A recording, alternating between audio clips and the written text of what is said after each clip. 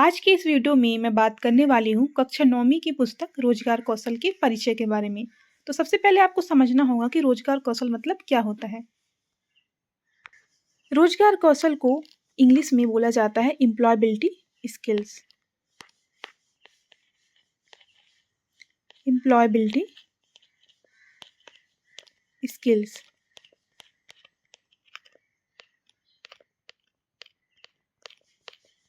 Employability skills मतलब रोजगार कौशल। अब रोजगार मतलब क्या होता है? देखो, रोजगार मतलब कोई भी ऐसा काम या व्यवसाय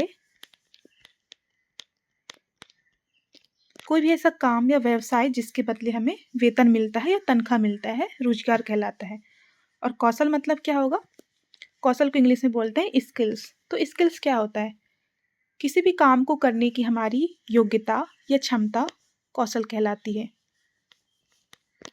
ओके, मतलब आप ऐसे कौन सा काम है जिसमें आप बहुत ही अच्छे हो, आप बहुत अच्छी तरह से कर सकते हो। जैसे किसी बच्चे को बहुत अच्छी पेंटिंग आती है, मतलब उसकी जो स्किल्स है वो क्या है? पेंटिंग है।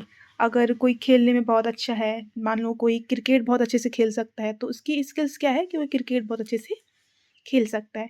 कोई बच्चा पढ़ने में बहुत अच्छा है या लिखने में बहुत अच्छा है, मतलब उसकी जो स्किल्स है, कौशल, वो क्या है? पढ़ने में या लिखने में बहुत ही अच्छी है।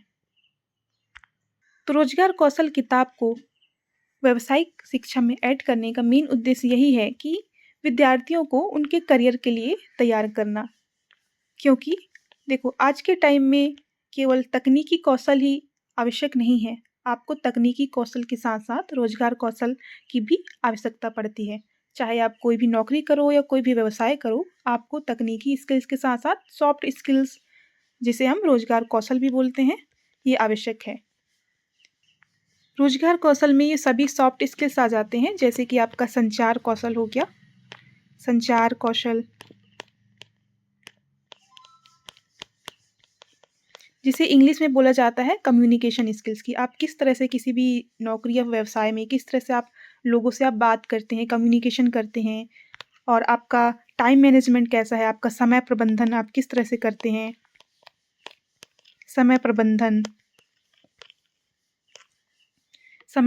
आप किस तरह से करते हैं, आप टीम वर्क किस तरह से करते हैं, लोगों के साथ समूह में बनाकर आप काम किस तरह से करते हैं, ये सारी चीज़ें रोजगार कौशल में आ जाती है। तो इसके अंदर, इस किताब के अंदर हम ये सारे जितने भी स्किल्स हैं, ये हम पढ़ेंगे और साथ में सीखेंगे भी। तो चलिए आगे चलते हैं।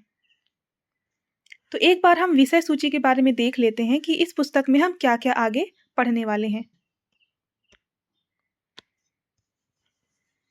इकाई 1 में होगा आपका संचार कौशल, कम्युनिकेशन स्किल्स, जिसमें आपको संचार का परिचय पढ़ाया जाएगा।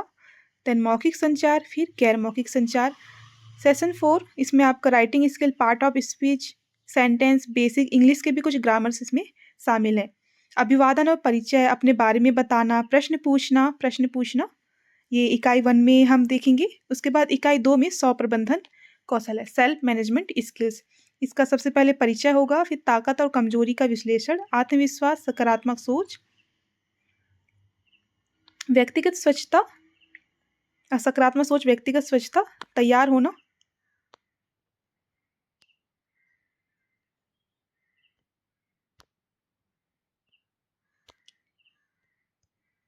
इकाई 3 में हम देखेंगे सूचना और संचार प्रौद्योगिकी कौशल। इसमें आईसीटी का परिचय, आईसीटी उपकरण कौन कौन से होते हैं, जैसे स्मार्टफोन और टैबलेट। आईसीटी उपकरण, इसके दो भाग हैं, कंप्यूटर के भाग और उपकरण। कंप्यूटर प्रचालन, फाइल प्रचालनों का प्रदर्शन करना, संचार नेटवर्किंग, जिसमें इंटरनेट की मूल बातें, इंटरनेट ब्राउजिंग, ईमेल का परिचय, ईमेल अकाउंट कैसे बनाते हैं, ईमेल लिखना, ईमेल प्राप्त करना और उत्तर देना, ये इकाई 3 में शामिल है। इकाई 4 में आपका आ जाएगा उद्यमिता कौशल, जिसको इंग्लिश में एंटरप्रेन्योरशिप स्किल्स बोलते हैं। तो उद्यमिता क्या होता है, इसकी भूमिका क्या होती है, और एक सफल उद्यमी की क्या क्या योग्यताएं होती है, ये हम इकाई 4 में पढ़ेंगे।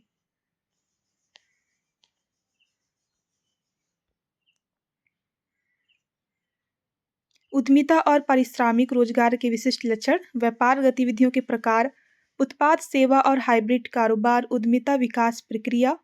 और इकाई 5 में होगा हरित कौशल, जिसमें समाज और पर्यावरण और प्राकृतिक संसाधनों का संरक्षण किस प्रकार से करते हैं, स्थायी विकास और हरित अर्थव्यवस्था। तो ये कुल 5 इकाई है जो हम इस किताब में आगे पढ़ने वाले हैं, कक्षा 9वीं की पाठ्य पुस्तक में।